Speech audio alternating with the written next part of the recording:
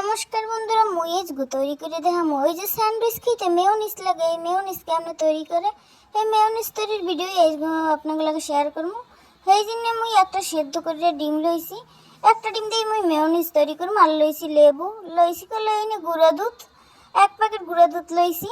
আপনারা ডিম অনুযায়ী গুঁড়া দুধটা লইবেন, 2টা ডিম দিয়ে করলে আর 1 প্যাকেট বেশি লইবেন। আর লইছি লবণ, তেল, চিনি, গোলমরিচের গুঁড়ো আর একটু সরিষা গুঁড়ো। আর এই যে ব্লেন্ডারের মধ্যে আমি কিন্তু সব একে একে উপকরণ দিয়ে দিব আর কালে ব্লেন্ডার করতে থাকবো। এই যে দেখেন ডিমগুলো দিয়ে দিছি, সিদ্ধ ডিমটা দিয়ে এখন কিন্তু একে একে উপকরণ এর মধ্যে দিব। এবার কিন্তু মিশিয়ে ব্লেন্ডার করে নেব। দিছি চিনি দিয়ে দেবো এবার গোলমরিচ। এই যে গোলমরিচের গুঁড়ো দিছি, আপনারা এর মধ্যে কাঁচামরিচও দিতে পারেন, কোনো সমস্যা নাই, কিন্তু গোলমরিচটা দিলে আরও খাইতে ভালো লাগে। দিয়ে দিছি সরিষা বাটা চাইলে দিতেও পারেন, নাও দিতে পারেন, কিন্তু সরিষা বাটা দিলেও ভালোই লাগে।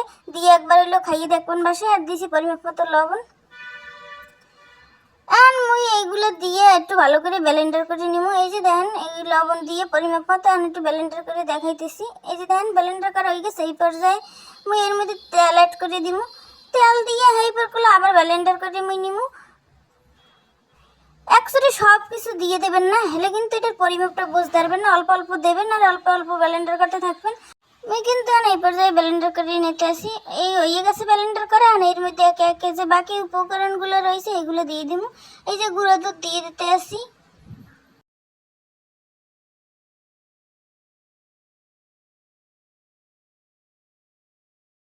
এখন কিন্তু লেবুর রস দিয়ে দেবেন। আর যদি লেবু না থাকে তাহলে একটু ভিনেগার দেবেন, বেশি না অল্প একটু দেবেন। এই লেবুর রস দিয়ে এইবার কিন্তু আবার সুন্দর করে ব্লেন্ডার করে নিতে হইবে। এইবার ব্লেন্ডার করার পর আবার একটু করে একটু জল দেবেন, অল্প অল্প, বেশি না, বেশি জানি পাতলা হয়ে যায় না, একটা ফোম সিস্টেম হইবে এটা মেয়োনিজটা। এই যে দেখেন একটু জল দিয়ে দিছি লেবুর রস দেওয়ার পর। এখন আবার আমি ব্লেন্ডার করে নিতে আসি। দেখেন কি সুন্দর হয়েছে। এই পর্যায়ে ওই যে দেখেন আর একটু তেল দিয়ে দিছি, আর কটা কাঁচামরিচ দিতে আসি। যেহেতু একটু চেক করে লইছি, জালটা কিন্তু বেশি হয় না। আপনারা এই ক্ষেত্রে একটু চেক করে লইবেন, জালটা যে যেরকম খান এইরকম জাল দেবেন। এই পর্যায়ে একটু আবার ব্লেন্ডার করে এরপর কিন্তু আবার একটু তেল অ্যাড করবেন। এই ক্ষেত্রে একটু তেলটা বেশি লাগে। এই মেয়োনিজ করতে গেলে একটু তেলটা বেশি লাগবে, কোনো সমস্যা নেই। তেল বেশি হইলেই কিন্তু একটু ফোম ভাব হইবে, এছাড়া কিন্তু ফোমের মতো হইবে না। এই যে দেখেন এখন কিন্তু আমি ব্লেন্ডার করে নিতে আসি। এই পর্যায়ে কিন্তু শেষ, আর কিছু দিব না। এখন কিন্তু মোর মেয়োনিজটা রেডি। এই যে দেখেন কি সুন্দর হয়েছে, একটা ফোমের নাম তৈরি হয়েছে।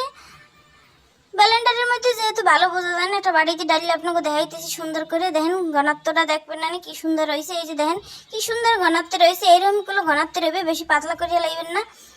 মেয়োনিজটা আপনারা এরকম বানাই সংরক্ষণ করে ফ্রিজে রাখতে পারবেন অনেকদিন, তবে নর্মালে রাখবেন না, ডিপ ফ্রিজে রাখবেন। আপনি স্যান্ডউইচ খাইতে ইচ্ছে করে মেয়োনিজ যদি ঘরে তৈরি থাকে কোনো সমস্যা নেই, ঝটপট লামাই তৈরি করে খাইয়ে ফেলাইবেন।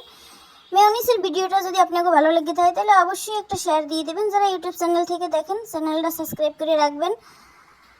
ভালো থাকবেন সবাই, সুস্থ থাকবেন। আর আমার এই মেয়োনিজের ভিডিওটা দেখে বাসায় অবশ্যই একবার হলে ট্রাই করে খাইয়ে দেখবেন কেমন লাগে।